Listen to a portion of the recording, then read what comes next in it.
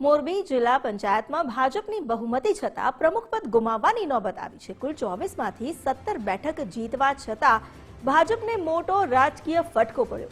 પ્રમુખ પદ એસટી મહિલા અનામત હોવાથી સમીકરણમાં મોટો ઉલટફેર સર્જાયો છે। કોંગ્રેસના ગીતાબેન દુબરિયા પ્રમુખ બનવા માટે એકમાત્ર પાત્ર ઉમેદવાર છે। નેકનામ બેઠક પર ભાજપના ઉમેદવારની હાર થતા પ્રમુખ પદ ભાજપે ગુમાવ્યું છે। ભાજપનો કેસરીઓ લહેરાવા છતાં પ્રમુખ તરીકે કોંગ્રેસનું નામ નિશ્ચિત થયું છે।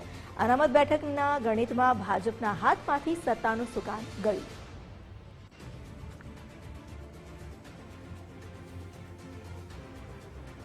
તો કોંગ્રેસના ગીતાબેન દુબરિયા જે પ્રમુખ બનવા માટે એકમાત્ર લાયક ઉમેદવાર બચ્યા છે, કારણ કે આ જે બેઠક છે ત્યાં પ્રમુખ પદ એસટી મહિલા અનામત છે અને ભાજપમાં એક પણ એવા ઉમેદવાર હાલ વિજેતા જાહેર નથી થયા। નેકનામ બેઠક પર ભાજપના ઉમેદવારની હાર થઈ એટલે હવે આ જે અનામત બેઠકનું ગણિત છે તેના કારણે ભાજપના હાથમાંથી સત્તાનું સુકાન સરક્યું છે। હવે કોંગ્રેસના જ એકમાત્ર ઉમેદવાર છે જે આ માપદંડમાં બંધ બેસે છે।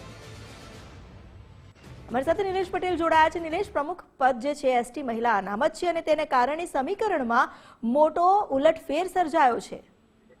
બિલકુલ અમિતા, મોરબી જિલ્લા પંચાયત જે છે એ આમ તો ભાજપે જીતી લીધી છે। 24માંથી 17 બેઠકો ઉપર ભાજપનો જીત થઈ છે, પરંતુ જે મુખ્ય બેઠક હતી કે જે પ્રમુખ પદના દાવેદારની બેઠક હતી એવી ટંકારા તાલુકાના નેકનામની જે સીટ હતી એ નેકનામ સીટ ઉપર કોંગ્રેસના મહિલા ઉમેદવાર જે છે એ ગીતાબેન દુબરિયા એ વિજેતા બન્યા છે અને તેના કારણે ભાજપ જિલ્લા પંચાયત જીતી હોવા છતાં પણ પ્રમુખ પદ તો કોંગ્રેસને જ મળવાનું છે। અમિતા જી, આભાર આપનો જોડાવા બદલ।